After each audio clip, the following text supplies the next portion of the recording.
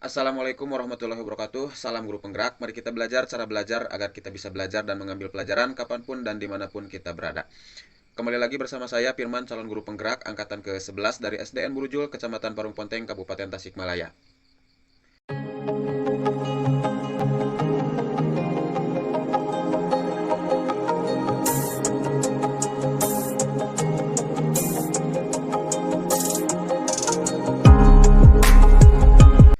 Pada video kali ini saya akan memaparkan tentang koneksi antar materi modul 2.2 tentang kompetensi sosial emosional atau pembelajaran sosial emosional serta keterkaitannya dengan materi di modul sebelumnya.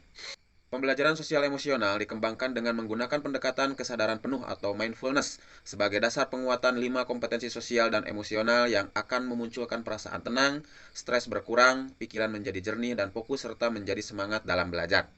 Adapun tujuan pembelajaran dalam koneksi antar materi modul 2.2 ini yaitu CGP dapat membuat sintesa pemahaman dengan mengkoneksikan semua materi yang telah dipelajari sebelumnya untuk menjelaskan pemahamannya tentang penerapan pembelajaran sosial emosional dan bagaimana mengimplementasikannya. Untuk memenuhi tujuan pembelajaran tersebut, saya akan menjawab beberapa pertanyaan pemantik berikut ini. Kesimpulan saya tentang perubahan pengetahuan, keterampilan, sikap sosial sebagai pemimpin pembelajaran setelah mempelajari modul ini adalah pendidikan sosial emosional dapat menghasilkan pemimpin pembelajaran yang memiliki pengetahuan lebih baik tentang emosi, keterampilan berkomunikasi dan bekerja sama atau berkolaborasi yang baik, kemampuan mengelola emosi, sikap yang peduli dan responsif, kemampuan memfasilitasi pembelajaran yang berpihak pada murid, kepemimpinan yang efektif, dan dampak positif pada kesejahteraan psikologi diri sendiri, murid, serta orang lain di sekitar kita.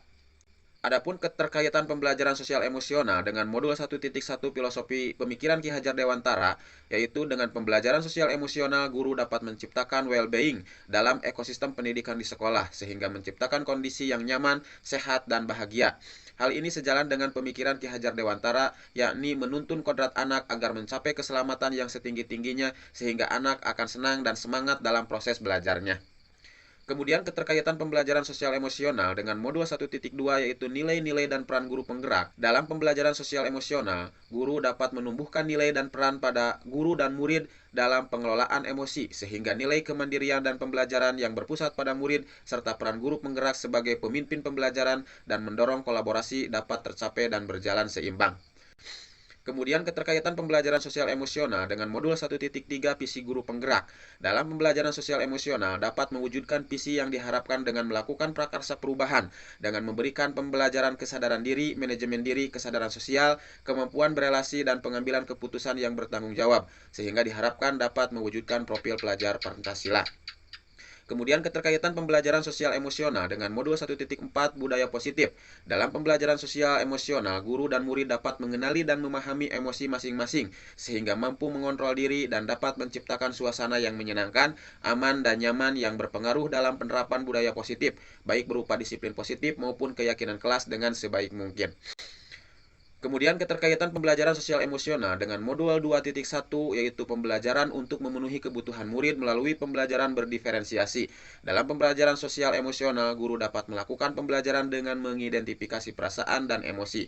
Hal ini sejalan dengan pembelajaran berdiferensiasi yang memetakan kebutuhan murid, diantaranya kesiapan murid, minat, dan profil belajar murid, dengan menggunakan strategi diferensiasi konten, proses, dan produk, sehingga pembelajaran dapat dilaksanakan sesuai dengan kebutuhan murid agar pembelajaran semakin menyenangkan dan dapat mewujudkan merdeka belajar.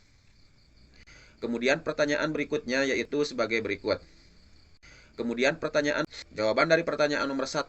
Sebelum mempelajari modul ini, saya berpikir bahwa kompetensi sosial emosional murid akan terbentuk dengan sendirinya, sejalan dengan pertumbuhan dan perkembangan murid, sehingga dalam pembelajaran di kelas saya lebih berfokus pada penyampaian materi pembelajaran. Namun setelah mempelajari modul ini, ternyata pembelajaran berbasis sosial emosional perlu dilakukan untuk mengetahui seberapa kesiapan, ketertarikan, dan fokus murid dalam memulai pembelajaran untuk mewujudkan pembelajaran yang berpihak pada murid.